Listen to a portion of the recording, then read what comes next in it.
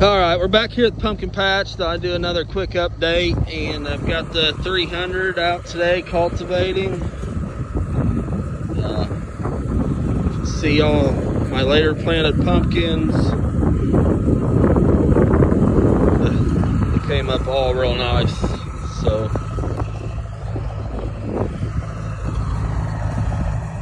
every row of them, they're looking beautiful. I guesstimated I have around 500 plants, and this probably about an acre, maybe a little less.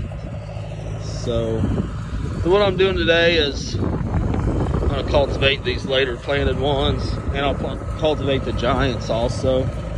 Yesterday I came out and sprayed the rest. We've had so much rain and it's been windy, I've been afraid to spray, because if any of that Roundup gets on the plant, it'll kill it. So yesterday it was pretty calm. As you can see, that pigweed is dying. The grass is starting to lay over. So I'm just gonna come in and lightly cultivate it too. I got the tractor here, my little 300. So anyways, I had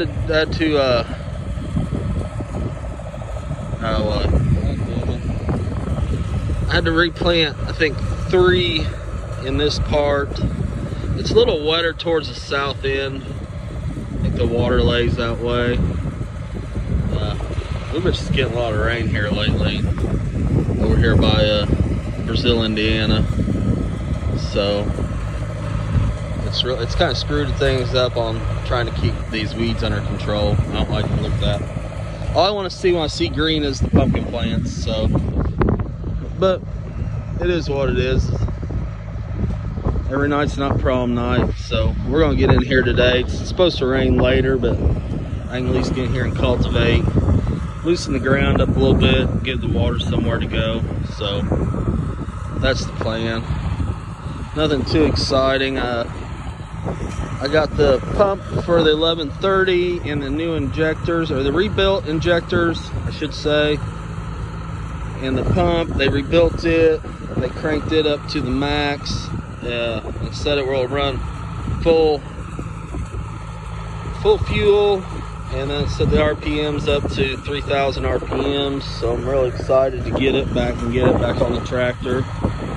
I figured I always want to have them cranked up. You can always pull the throttle back. Basically, only 2 people will be driving, is me and my dad anyways, and he'd be lucky if he ever sees half throttle. So anyways, that's the story on the Massey. So I'll be getting it back together here pretty soon. They ended up having to go through the pump.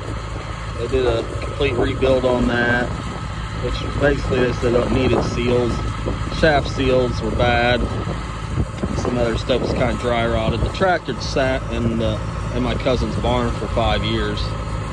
So, but we'll do a whole video on the Massey and a little bit of its history, and I'll pull out some old school pictures of it. I think I've got 1 or 2, and we'll do a video on it once I get it back up and going, and what the future of it's gonna be.